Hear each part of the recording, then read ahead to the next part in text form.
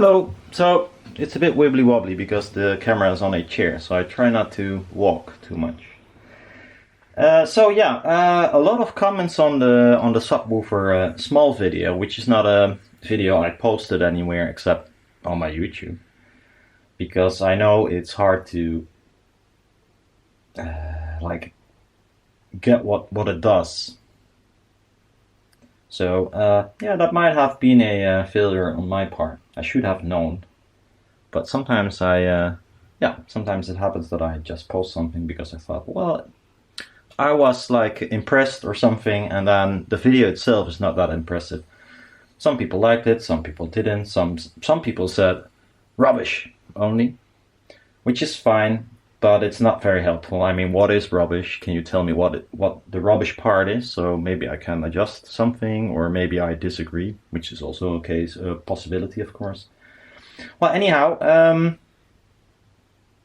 I took the woofer out. I hammered in my back panel where the amp is gonna sit, and I noticed that because the last time I assembled it, well, I'm not even sure if you can call it assembling, because it was like using the hammer a lot.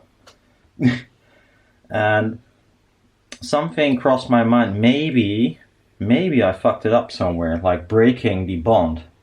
And yeah, well, I did. So there was one of the pieces shifted a little bit. So today I hammered in this part, made a little bit more room in between those parts, put glue in, checked the inside, and it is sealed, but added some glue over it to be sure it is sealed. And now we're here. So next step will be sanding. Yeah, so it's not visible, maybe. It's not visible. But the inside has no cavities or whatevers. So it is sealed. And this part doesn't have to be a seal, because this piece here is the seal of the enclosure itself. This is just to hold the plate amp. I use some polyurethane glue to put the cables through the hole and seal it.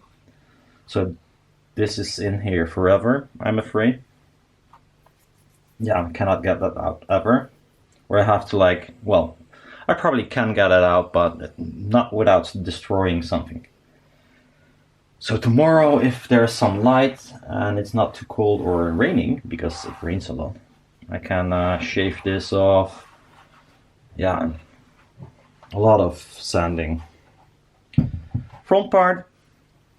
This is a little bit higher than this piece. So that's not what I wanted. So I might need to shave off here a little bit, which is gonna be, I don't know how to do it, if it's possible at all. I need to make the seal for the woofer. So I have rubber that I bought for seals, like a huge piece. I have to cut my own seal for this woofer, and I'll use that. I cut two, of course, because I have a second one to make. Then I have to paint this black, which is not gonna be visible anymore because it will house a front with fabric. So yeah, a lot of sanding. But who knows how fast that goes. Oh, also I did not use any damping inside of this enclosure, so I add maybe some glass wool.